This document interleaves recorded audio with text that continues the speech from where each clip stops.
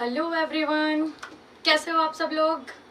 Okay, सो सबसे पहले तो अपने वडोदरा वालों को कैसा लग रहा है भाई बारिश में?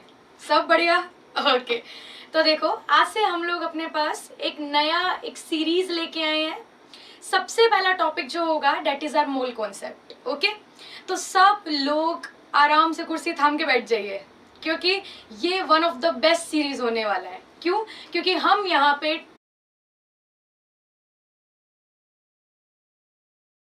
एडवांस तक के प्रॉब्लम्स को डिस्कस करेंगे। ओके, तो मेक श्योर कि आप लोग हमारे सेशन में बने रहें, हमारी वीडियोस को फॉलो करें, हमारे फिनिक्स चैनल को, मुकेश ददवानी फिनिक्स को आप सब लोग फॉलो करें, लाइक करें, शेयर करें, सब्सक्राइब करें। ओके, चलो, तो मैं हूँ आज की आपके पास मेंटर, नाम मोनिका MK मैम। ओके, तो चलिए चालू करते हैं आज से। सबसे पहले बेसिकली अगर मैं बात करूं केमिस्ट्री के अंदर, तो हमारे पास पहला टॉपिक है some basic concepts of chemistry. Okay, जिसके अंदर जो सबसे इम्पॉर्टेंट टॉपिक है वो है हमारे पास मोल कॉन्सेप्ट। जनरली ना बच्चों को मोल कॉन्सेप्ट इतना मुश्किल लगता है कि वो सोचते हैं इसको तो रहने ही देते हैं, ठीक है। बट अगर मैं बात करूं, it is one of the most simplest topic, जिसमें एक सीरीज को अगर हम फॉलो करते हैं ना तो बाकी के सारे क्वेश्चन हमारे लिए बहुत आसान हो जाते हैं। ओके, तो देखो आज का पूरा सेशन का एक ब्रीफिंग देती हूँ, उसके बाद हम लोग चालू करेंगे।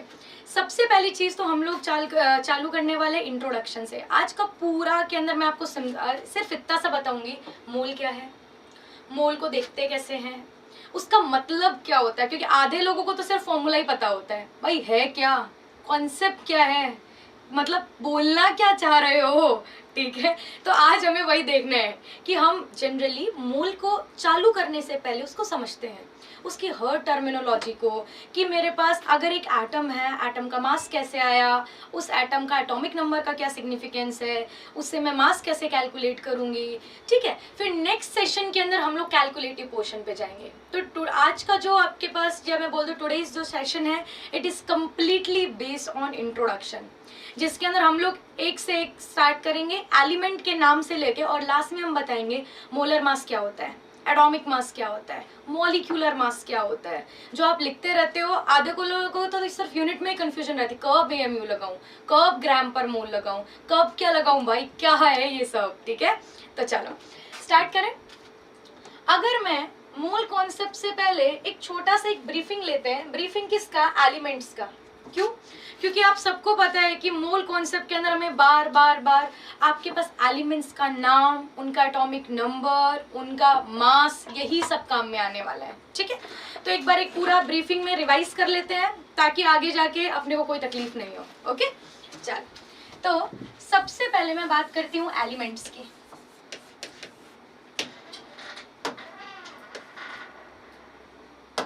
एलिमेंट्स देखो, आपको पता है सबसे पहला आपके पास क्या होता है? हाइड्रोजन। हाइड्रोजन के बाद होता है हीलियम, हीलियम के बाद होता है लिथियम, लिथियम के बाद बेरिलियम, बेरिलियम के बाद बोरोन। ये अपने 1 से लेके 5 के डन, ठीक है। उसके बाद में हम लोग बात करते हैं कार्बन, कार्बन के बाद नाइट्रोजन, नाइट्रोजन के बाद ऑक्सीजन, ऑक्सीजन के बाद फ्लोरीन, एंड फ्लोरीन के बाद हमारे पास क्या आता है? नियॉन, ठीक है। 1 से 10 तक के सारे एलिमेंट्स मैंने यहाँ पे मेंशन कर दिए हैं। ओके, देखो फिर आपके पास क्या होता है? Sodium, magnesium, aluminium, silicon, phosphorus. 11, 12, 13, 14 and 15 done, ठीक है। फिर एक काम करते हैं, नेक्स्ट पे लिख लेते हैं आगे के। अब 16th आपके पास क्या है? सल्फर, क्लोरीन, आर्गॉन, पोटेशियम, और फिर क्या आता है? कैल्शियम, ठीक है। अब ये तो थे उनके सिंबल, ठीक है। अब सबसे बड़ी तकलीफ, मैम सिंबल को याद कैसे करें, ठीक है। तो देखो, मतलब मैं जब बहुत छोटी थी ना, तो मेरे एक मेंटर थे जिससे मैं पढ़ती थी, लाइक अराउंड 6-7 ईयर्स अगो। तो उन्होंने मुझे एक जुगाड़ बताया था, वो जुगाड़ शेयर कर लेते हैं। ओके, देखो सिंपल सा है, हाय हेलो।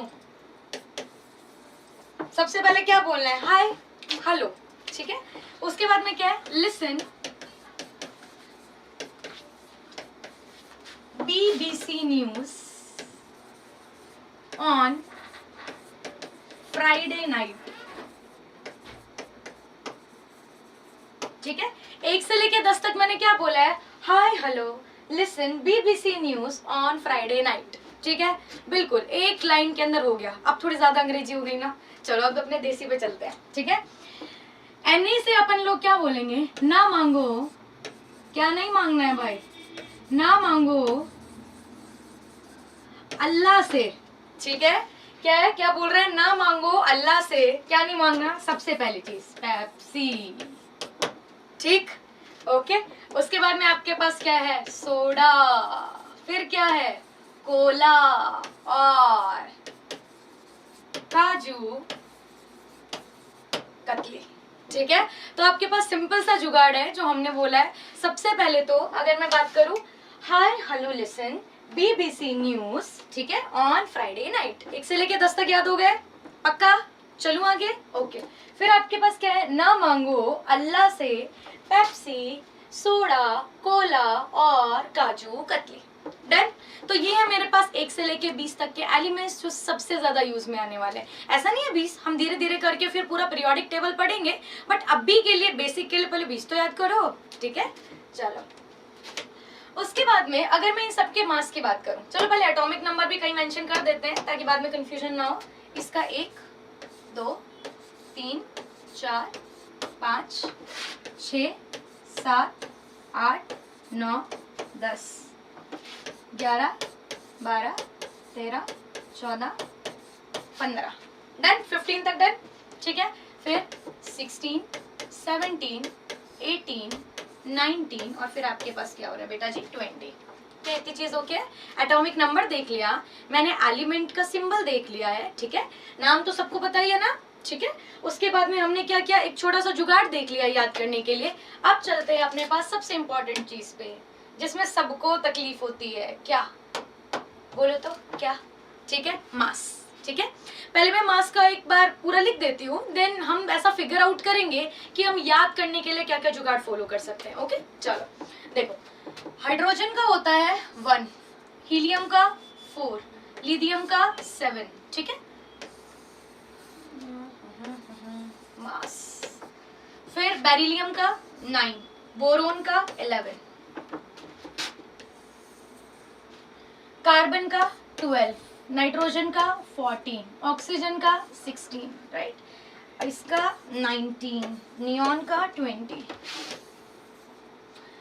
Na का 23, मैग्नीशियम का 24।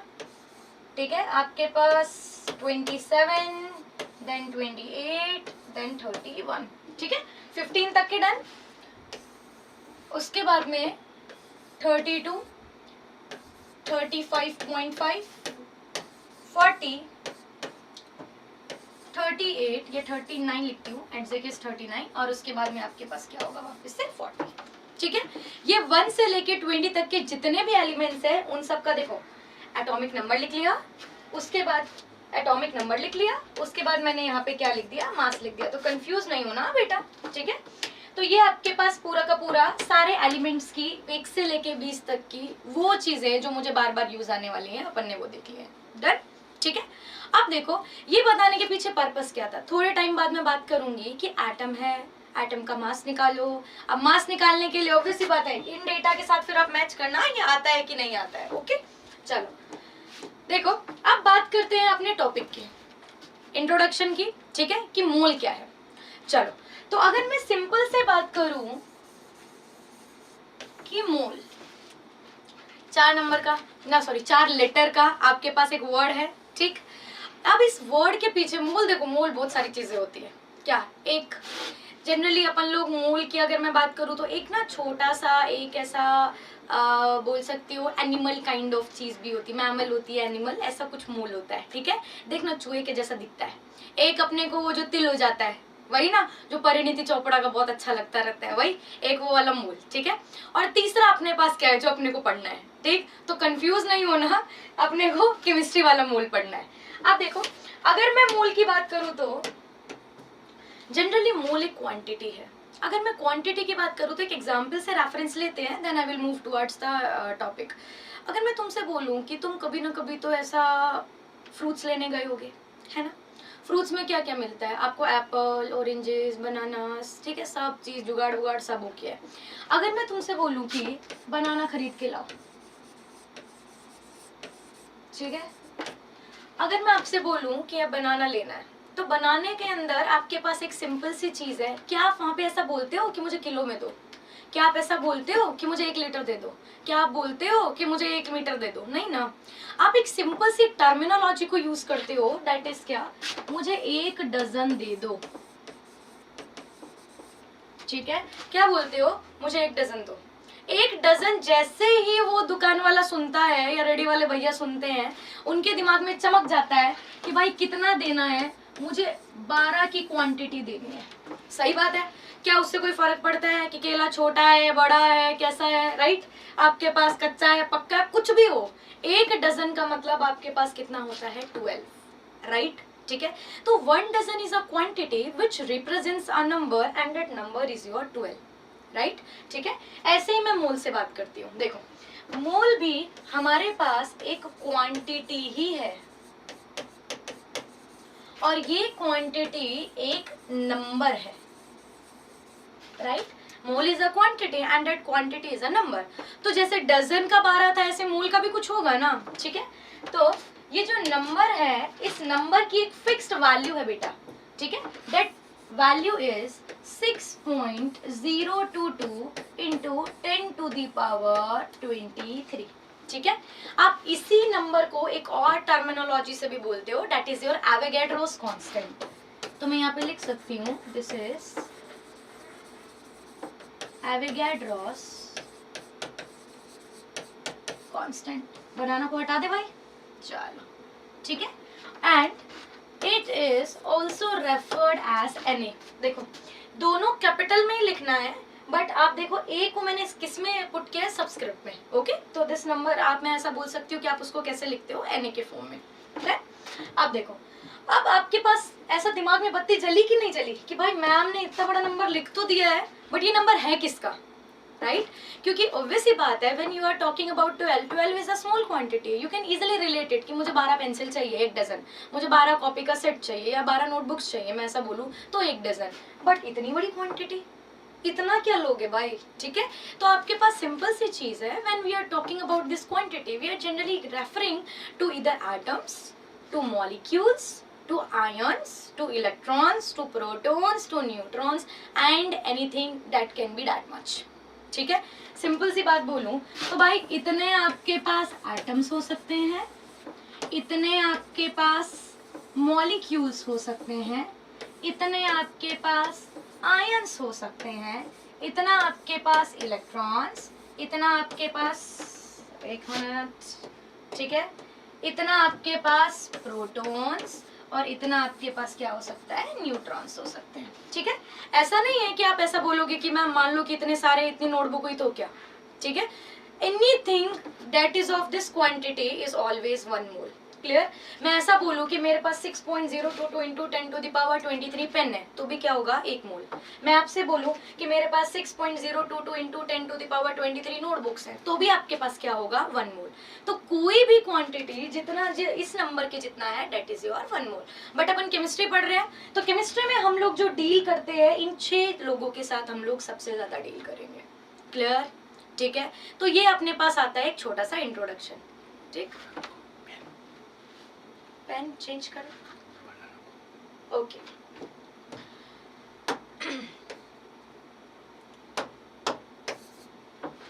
ठीक, ओके। तो देखो, अभी हम लोगों के पास बात आती है कि हमने बात की एक एटम की। ठीक है, अब एक चीज देखनी है कि हमारे पास कभी कभी टर्मिनोलॉजी आती है atomic mass, molecular mass, molar mass, तो तीनों में अंतर क्या है, राइट? ठीक है, अब कुछ ना कुछ डिफरेंस तो होगा कि हम इन तीनों को अलग अलग तरीके से पढ़ते हैं, वरना भाई 3 नाम देने की क्या जरूरत है।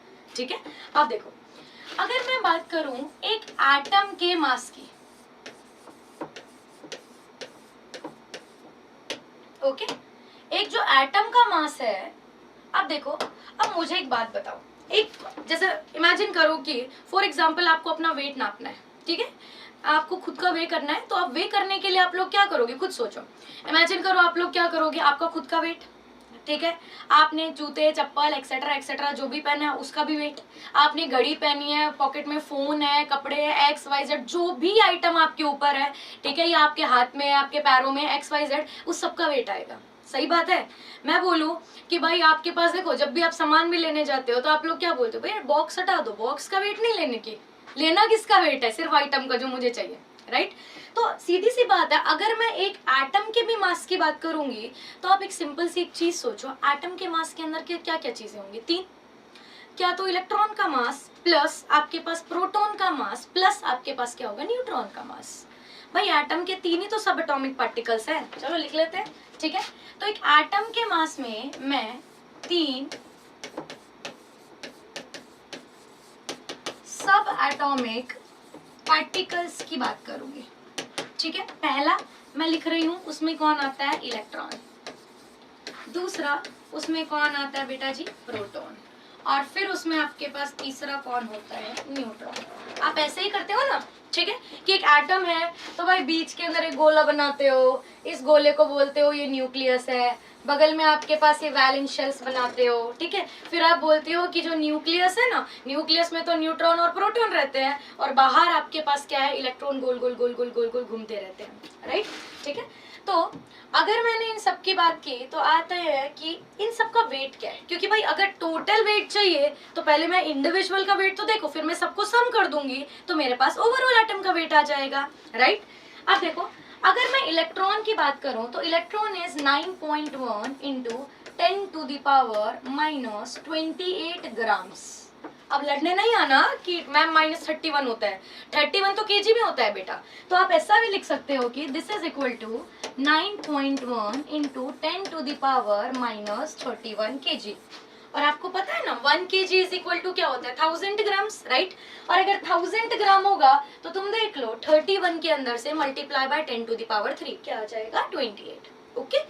ऐसे ही अगर मैं प्रोटॉन की बात करूं तो 1.6 into 10⁻⁻24 grams which is equivalent to 1.6 into 10⁻⁻27 KG, ठीक। ये भी वही है, 27 है, 27 में से 3 गया तो कितना बचा, 24, क्योंकि इंटू 10⁻³ होगा, ओके। ऐसे ही न्यूट्रॉन है 1.6 इंटू 10⁻⁻24 ग्राम्स, जिसको हम लिख सकते हैं 1.6 इंटू 10⁻⁻27 केजी। क्लियर। तो कोई भी बच्चा कंफ्यूज नहीं होगा, ठीक है। मैं जनरली ग्राम्स में बात करूंगी तो मुझे जनरली जो बात करनी है वो सिर्फ करनी है इन सब के बारे में, otherwise it is up to you, आप चाहो तो केजी में कर लो, हाउ डज इट मैटर भाई, 1000 का ही तो इधर उधर करना है, वो तो अपन कर लेंगे, ठीक है। तो ये आपके पास पूरा हो गया है 3 सब एटॉमिक पार्टिकल और उनका मास। अब देखो मैं एक छोटा सा एग्जाम्पल लेके चलती हूँ, ठीक है, फिर उससे अपन लोग पूरा सॉल्व करेंगे। मान लो कार्बन तो सबको पता है, कार्बन हमारा सबसे ज्यादा, ऐसा बोल दूं कि ऑल, हम ऐसा बोलते हैं कि mostly everything is made up of carbon, ठीक है।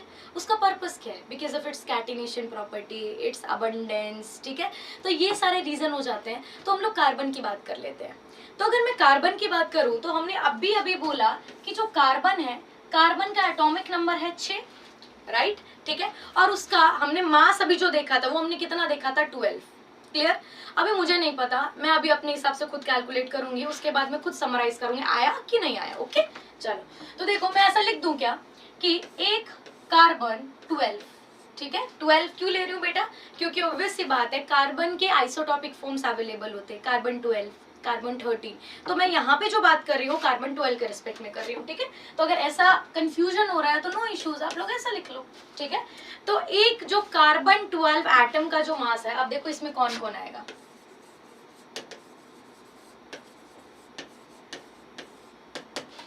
अब एक कार्बन 12 एटम का जो मास है, मैं देखो इसको क्या ऐसे बोल सकती हूँ कि मैं इसको ऐसे लिखूंगी कार्बन 6 और ऊपर में क्या लिखूंगी 12, 6 इज माई एटॉमिक नंबर, जो नीचे होता है ना आप उसे क्या बोलते हो, एटॉमिक नंबर, ठीक है। अब अगर मैं तुमसे सिंपल लैंग्वेज में पूछूं कि भाई इसमें कितने इलेक्ट्रॉन, इसमें कितने प्रोटॉन, इसमें कितने न्यूट्रॉन, तो कैसे बोलोगे। यहाँ पे न्यूट्रल स्पीशी है, जो एटॉमिक नंबर होता है बेटा हमेशा उतने ही आपके पास क्या होते हैं, नंबर ऑफ प्रोटॉन्स। तो अगर इसका एटॉमिक नंबर 6 है तो इसमें नंबर ऑफ प्रोटॉन्स भी कितने होंगे, 6, क्लियर। फिर न्यूट्रल है तो इसमें इलेक्ट्रॉन्स भी कितने होंगे, 6, ठीक है। और न्यूट्रॉन्स कितने होंगे, 12 - 6, जो आपके पास कितने होंगे, 6, क्या इतनी चीजें क्लियर है? ठीक है, यहाँ पे अगर किसी को कंफ्यूजन है तो जस्ट लेट मी नो कि मैंने कैसे लिखा, राइट? नीचे वाला एटॉमिक नंबर होता है, एटॉमिक नंबर का मतलब क्या है, उसमें कितने प्रोटॉन्स हैं, ठीक है? और अगर न्यूट्रल एटम है तो it is also equal to your total number of electrons, और ऊपर जो होता है वो मास नंबर होता है, and this mass number is equal to protons plus neutrons. तो न्यूट्रॉन्स निकालने के लिए आपको क्या करना है, मास नंबर माइनस में आपको क्या करना है, प्रोटॉन्स। तो मैंने वही किया, मास नंबर 12 था और माइनस में मैंने क्या कर दिया है 6। ओके, अब देखो ये सब तो मैंने यहाँ पे क्या किया, समरी करके आपके पास फाइंड आउट कर लिया, ठीक, कि मेरे पास ऐसा ऐसा ऐसा होना चाहिए। अब एक बात सोचो, एक कार्बन 12 एटम का अगर मुझे कोई बोले मास निकालो तो मैं क्या बोलूंगी, भाई 6 proton plus 6 electron plus 6 neutron, मैं सबको सम कर दूंगी तो एक कार्बन 12 का मास आ जाएगा। सही बात है, हाँ या ना?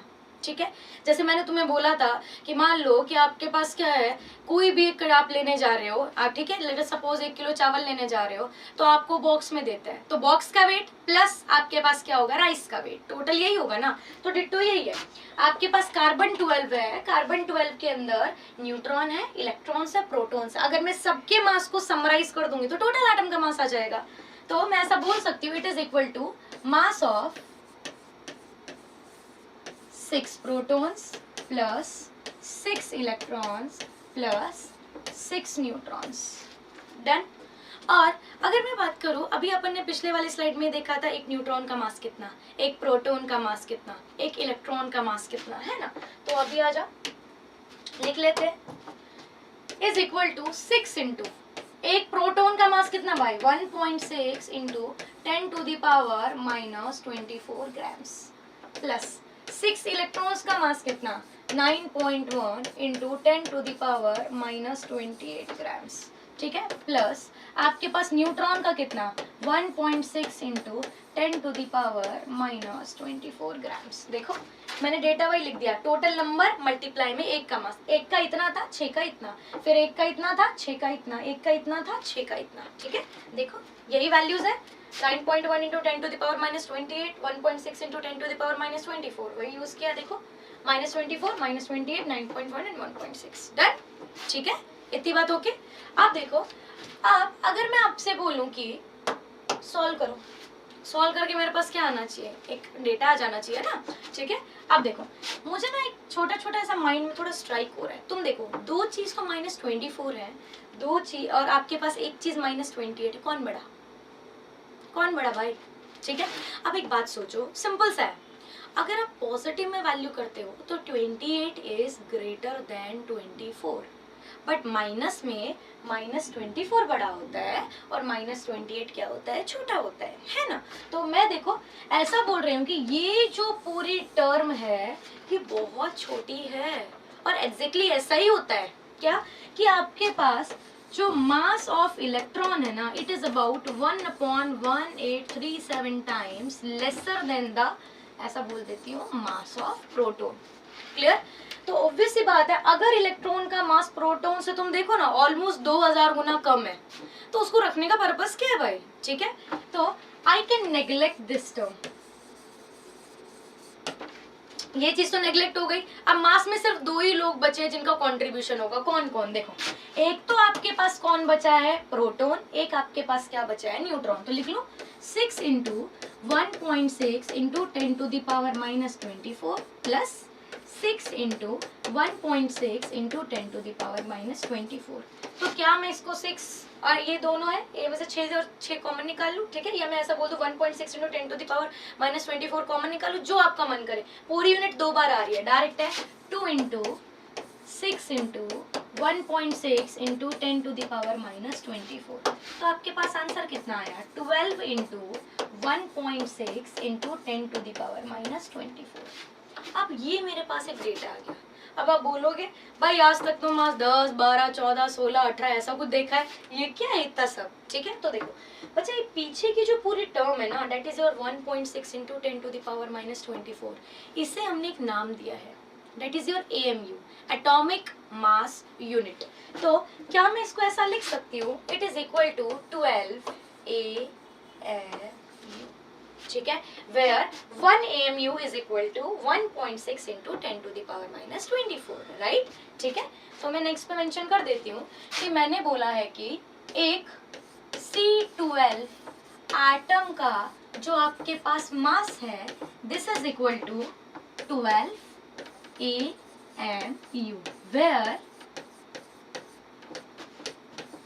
1 AMU is equal to 1.6 into 10 to the power minus 24। बोलो क्या इतनी चीज ओके है?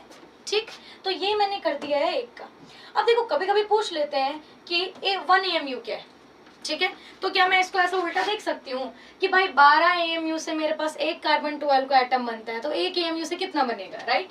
तो क्या मैं ऐसा लिख दूं कि, चलो लिख देते हैं, 12 AMU is equal to 1 C12 atom मास। ठीक, ठीक है, तो एक AMU कितने के बराबर, 1/12, ठीक है, mass of 1 C12 atom। Done? तो 1 AMU is a quantity which is equal to 1/12 mass of 1 carbon 12 atom। क्या इतनी चीजें सबको क्लियर है? पक्का। तो वो जो आप अभी तक पढ़ते आ रहे थे कि एटम का जो मास होता है वो AMU में लिखना होता है, पता चला आज वो कैसे आया, यहाँ से आता है। डन, ठीक है, तो दिस इज योर ब्रीफिंग। ठीक, अब देखो जब मैं एक एटम के मास की बात करती हूँ तो मेरे पास यूनिट जो आई है वो मेरे पास क्या आई है, AMU, और इसी को ही आप लोग क्या बोलते हो, एटॉमिक मास। ठीक है, तो मैं यहाँ पे लिख दूं कि हमारे पास जो एक एटम का जो मास है उसे हम लोग बोलते हैं atomic mass, and we generally measure it in AMU। Clear? तो मैंने अभी तक जितना भी करवाया उसका ये एक लाइन में समरी है कि एक एटम का मास है, एक सिंगल एटम के मास को हम लोग बोलते हैं एटॉमिक मास, और उसकी जो यूनिट सिस्टम होती है that is your AMU। Clear बेटा? डन है? ओके।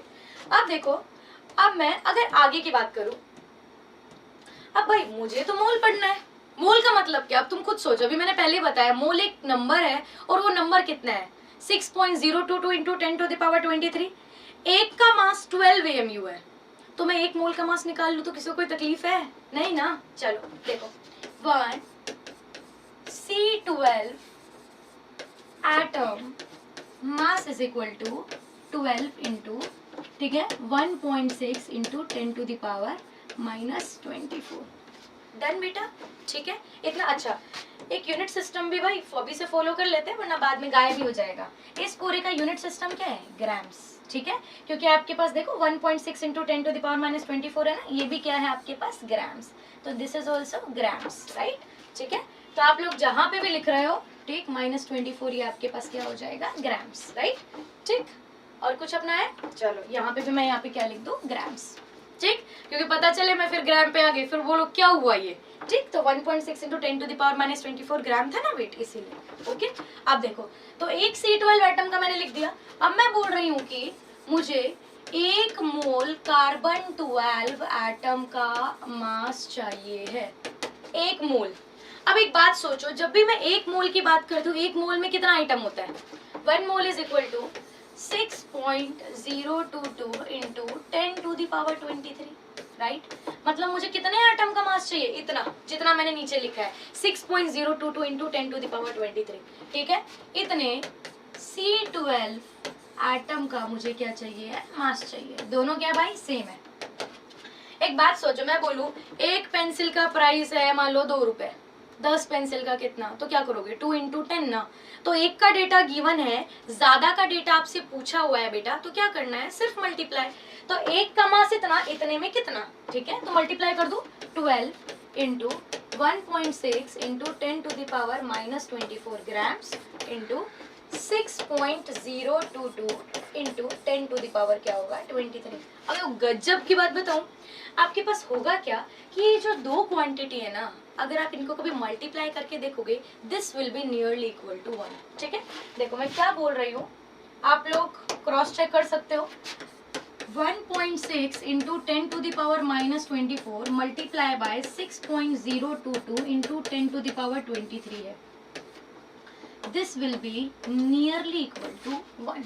तो भाई पीछे का तो चला ही गया, राइट। तो बचा क्या, बचा आपके पास सिर्फ इतना सा है 12, ये दोनों टर्म्स ये और ये टर्म्स मिलके 1 हो गई और पीछे यूनिट क्या बची है, ग्राम। तो अब आपने एक चीज देखी, एक बात सोचो, जब एक एटम का मास था तो आपके पास न्यूमेरिकल डेटा 12 ही था, एक मोल का मास है तो भी न्यूमेरिकल डेटा आपके पास क्या है, 12 ही है, सिर्फ बदला क्या, यूनिट, राइट। जब एक एटम के मास की बात थी तो हमने लिया था AMU, और अगर मैं एक मोल की बात करती हूँ तो आपके पास यूनिट क्या आ गई है, ग्राम्स। तो मैं ऐसा बोलूंगी कि ये जो 12 ग्राम्स है, ठीक है, दिस 12 ग्राम्स, इसे हम बोलते हैं ग्राम एटॉमिक मास, ठीक है, जिसे आप सिंपल क्या बोलते हो, the mass of 1 mole of atoms, ठीक है। सिंपल में अगर बोलूं तो mass of 1 mole of atom, ठीक है। यहाँ पे कार्बन है तो मैं ऐसा बोल दूंगी वो एटम आपके पास क्या होगा, यहाँ पे वो एटम क्या है, कार्बन है। डन बेटा, ठीक है, डन, ओके। तो ये मेरे पास बात हो गई एटॉमिक मास क्या होता है और एक ग्राम एटॉमिक मास क्या होता है, दोनों में अंतर पता चला। एटॉमिक मास मतलब एक एटम का मास, ग्राम एटॉमिक मास मतलब एक मोल एटम का मास। डन, ठीक। चलो अब ऐसे ही हमारे पास एक और आइटम आता है, लेट अस सपोज कि मैं तुम्हें बोलूं कि मॉलिक्यूलर मास क्या है, ठीक है। अब देखो मॉलिक्यूलर से अगर मैं बात करूं तो एक काम कर लेते हैं, एक ऑक्सीजन का और सॉल्व करके देख लेते हैं। ऑक्सीजन है, आपको पता है एटॉमिक नंबर 6 है, मास नंबर इसका कितना होता है, 16, ठीक। सिंपल सी चीज है, इसमें प्रोटॉन कितने हैं भाई, 6, इलेक्ट्रॉन कितने हैं, 6, न्यूट्रॉन्स भी कितने होंगे, 16 माइनस 6, एक minute there is some error, 8, sorry, ठीक। आपके पास जब भी मैं बात करती हूँ इसकी तो आप खुद देखो कि प्रोटॉन है, इलेक्ट्रॉन है, न्यूट्रॉन है, ठीक है। ऑक्सीजन का एटॉमिक नंबर 8, डन। तो आपके पास प्रोटॉन 8, इलेक्ट्रॉन 8, न्यूट्रॉन भी आपके पास कितने होंगे, 8, डन। तीनों चीजें हो गई। अब अगर मैं आपसे बात करूं इलेक्ट्रॉन, प्रोटॉन, न्यूट्रॉन की, अगर मुझे इसका मास निकालना है तो मास आप कैसे निकालोगे, आप खुद सोचो। मास ऑफ ऑक्सीजन एटम, तो आप क्या बोलोगे भाई, आप एक काम करो, 8 प्रोटॉन्स का मास ले लो, 8 न्यूट्रॉन्स का मास ले लो और 8 आप किसका ले लो, इलेक्ट्रॉन्स का मास ले लो, डन, ठीक है। फिर मैंने आपसे बोला है कि ये जो इलेक्ट्रॉन है इसका मास तो बहुत कम होता है, तो ये हमेशा क्या होता है, इट इज ऑलवेज नेग्लेक्टेड। तो बचा क्या है, 8 प्रोटॉन्स प्लस 8 न्यूट्रॉन, ठीक है। 8 प्लस 8 कितना होगा, 16, और इन दोनों का मास कितना होता है, 1.6 into 10 to the power minus 24 grams, जिसको मैं क्या लिख सकती हूँ, 16 AMU, short and simple, done, पता चल गया। अब ये मेरे पास क्या है, this is your gram atomic, एक second, this is your atomic mass, अभी तो AMU में है ना, तो this is your atomic mass, done. अब एक बात सोचो, मैं इससे एक चीज आगे करती हूँ, मैं बोलती हूँ मॉलिक्यूल बनाएगा, ठीक है। अब मॉलिक्यूल के अंदर क्या होगा, एक ऑक्सीजन है, ठीक है, this is your atom, but अगर मैं O2 लिख दूं तो O2 मेरे पास क्या हो जाएगा, मॉलिक्यूल हो जाएगा कि नहीं हो जाएगा, बताओ, ठीक है। O2 मेरे पास क्या हो जाएगा, मॉलिक्यूल हो जाएगा।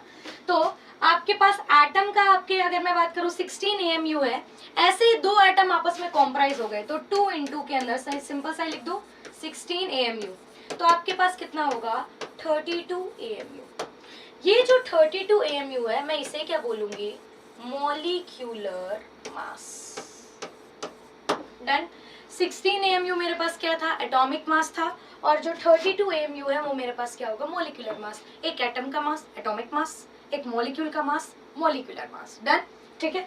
अगर मैं बोलूँ कि मुझे तो एक मोल मॉलिक्यूल का मास चाहिए, तो क्या बोलोगे, कोई दिक्कत नहीं है मैम, आपको क्या करना है, ये 32 है, ठीक है, ये नेक्स्ट स्लाइड पे कर लेते हैं, ठीक।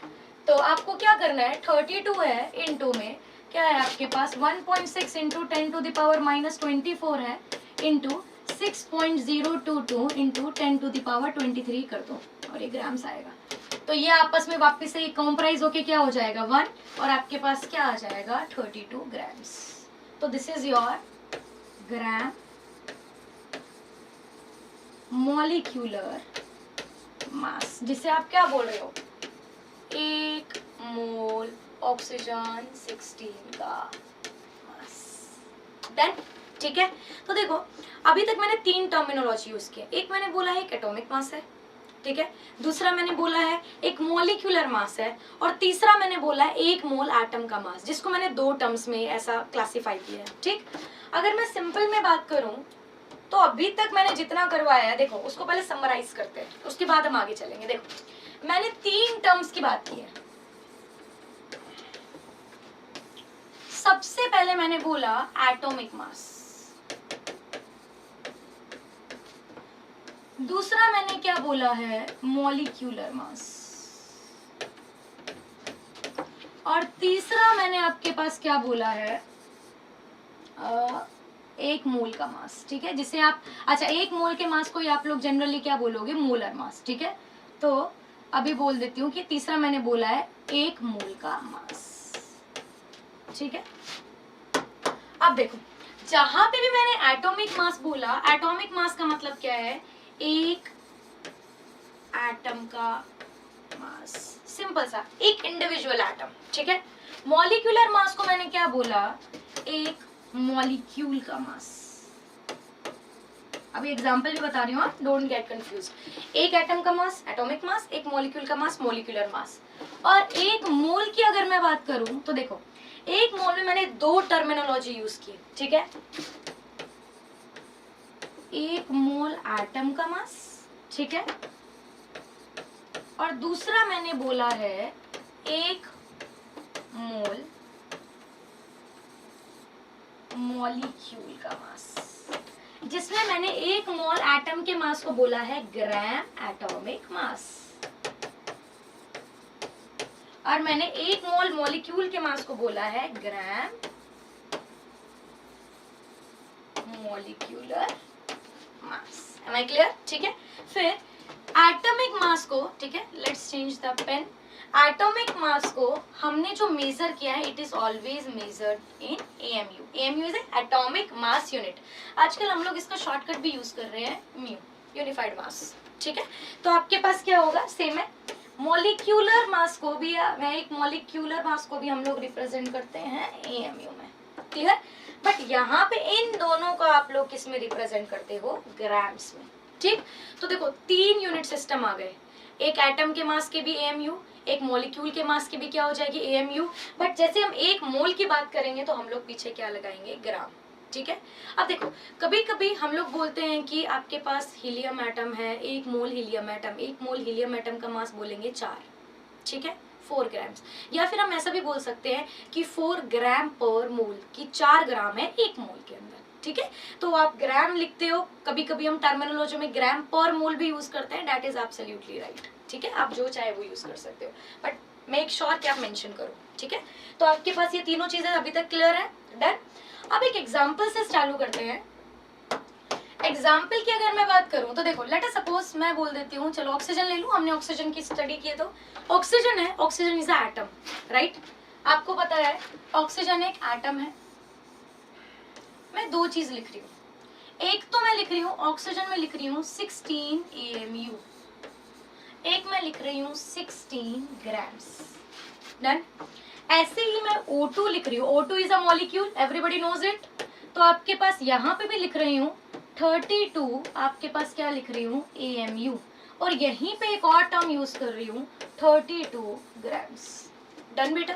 अब मैंने यहाँ पे इतनी सारी चीजें लिखी, अब मैं बताती हूँ उनमें से देखो कौन चीज क्या क्या है। जब एटम है और AMU झमक जाए तो आपके दिमाग में बत्ती जल जानी चाहिए कि दिस इज योर ग्राम, अरे sorry, this is your atomic मास। ठीक है, जैसे AMU है, AMU जहां पे भी आ जाए आपके पास क्या होगा एटॉमिक मास। ऐसे ही इधर भी AMU चमक गया, मतलब आपके पास क्या होगा मॉलिक्यूलर मास, एक का एटॉमिक एक का मॉलिक्यूलर। ठीक है, फिर जहां पे भी ग्राम आ जाए, एटम है तो this is your gram atomic mass, done बेटा। और ये आपके पास क्या होगा ग्राम मॉलिक्यूलर मास, डन। तो आपके पास देखो ये हमने अभी तक स्टडी किया है। आपको न्यूमेरिकल डेटा सेम रखना है, सिर्फ जो बदला जाएगा वो आपके पास क्या होगा, यूनिट होगा। डन। एटॉमिक का है तो AMU, मॉलिक्यूलर का है तो AMU, और एक मोल की बात करें तो आपके पास क्या होगा, ग्राम, और you can also call it as gram per mole. Done. ठीक है, अब देखो इतना सब मेरे पास हो गया, तो अभी तक हमें एक रिलेशन माइंड में आ जाना चाहिए। ठीक है, रिलेशन आपके पास क्या है कि gram is equal to AMU into के अंदर आप क्या करते हो, Na। ये रिलेशन पता चला कैसे किया मैंने, देखो थोड़ा बैक चलते हैं। ये मेरे पास AMU था, ये मेरे पास Na था। AMU इंटू Na दोनों मिलके आपके पास सिर्फ क्या बना है, ग्राम। ठीक, क्योंकि ओवरऑल आपके पास हमेशा क्या हो रहा था, वो 1। ठीक है, तो कभी कभी आ जाता है AMU में डेटा गिवन होता है और आपके पास बोलता है कि आप लोग किसमें निकालो, मोल्स में जाओ, ग्राम्स में जाओ। ठीक है, तो कभी भी कन्वर्ट करना हो AMU और ग्राम्स में तो 1 AMU is equal to gram upon के अंदर आपके पास क्या हो जाएगा, Na। ठीक है, तो इसको मैं स्टार में बंद कर रही हूँ। This is your relation between gram and AMU। Clear बेटा? ठीक है, तो ग्राम से AMU में या AMU से अगर कभी ग्राम में जाना हो तो आपको क्या करना है, सिर्फ Na को देखना पड़ेगा। डन? क्लियर है? ओके, ठीक, टाइम बाकी है? ओके, ठीक। अगर मैं आगे की बात करूं तो देखो सिंपल सी चीज है। अगर मैंने इतना सब देखा तो अब हमारे पास नेक्स्ट आता है कि हम लोगों को मोलर मास कैसे निकालना है। जो आप बोल रहे हो एक मोल का mass, generally it is referred as molar mass. ठीक है, तो एक मोल का जो मास है, जिसे आप ग्राम एटॉमिक मास बोल रहे हो, ग्राम मॉलिक्यूलर मास बोल रहे हो, that is your molar mass. ठीक है, तो अभी अपन देखते हैं कि मोलर मास को हम लोग कैसे कैसे निकाल सकते हैं। डन? देखो सिंपल से बात चालू करती हूँ। लेट अस सपोज एक इजी सा मॉलिक्यूल H2O। मैं बोल रही हूँ H2O का आप लोग मोलर मास निकालो। क्या करना है, देखो कितने एटम है, हाइड्रोजन के 2।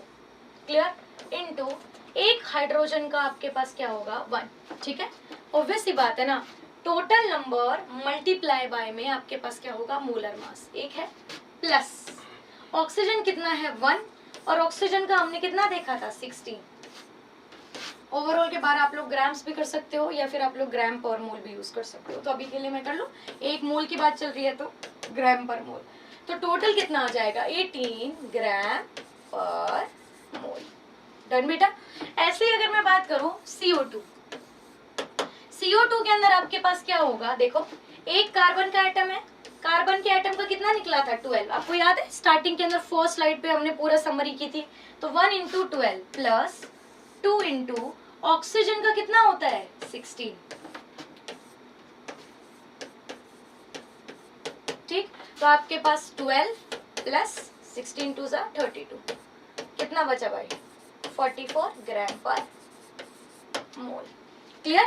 ठीक है, उसके बाद में और देख लेते हैं H2SO4। जल्दी बताओ, हाइड्रोजन कितने हैं आपके पास, 2। एक हाइड्रोजन का मास कितना है, 1, प्लस सल्फर कितना है, 1, मल्टीप्लाई बाय में सल्फर का मास कितना, 32। 4 ऑक्सीजन, ऑक्सीजन का मास आपके पास कितना होता है, 16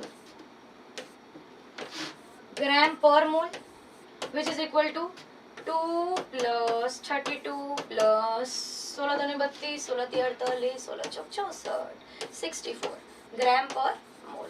ठीक है, तो आपके पास 4 5 6 7 8 6 7 8 9 98 ग्राम्स पर मोल। क्लियर है? ठीक, तो देखो अगर मैं आपसे बोलूं कि मोलर मास निकालो, आपको सिर्फ कुछ ही चीजें माइंड में रखनी है। क्या? पहले total number of atom multiply by its mass, plus total number of atom multiply by its mass. ठीक है, ऐसे ही एक आधा अगर मैं बात करूँ तो एक आधा और प्रॉब्लम ले लेते हैं। ठीक है, जो आपको होमवर्क में करके लेके आनी है। ठीक, अब भाई पढ़ाएंगे तो होमवर्क भी मिलेगा। ठीक, तो I am writing some of the molecules जिनको आपको क्या करना है, होमवर्क में लेके आना है। ठीक है, देखो सबसे पहले मैं आपको देती हूँ C6H12O6, try to find it out.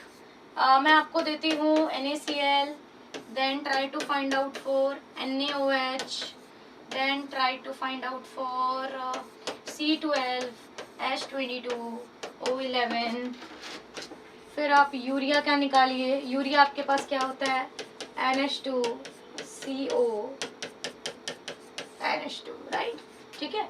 फिर CaCO3 का निकालिए, CaCl2 का मास निकालिए, Al2SO4 होल थ्राइस। तो this is your homework, clear.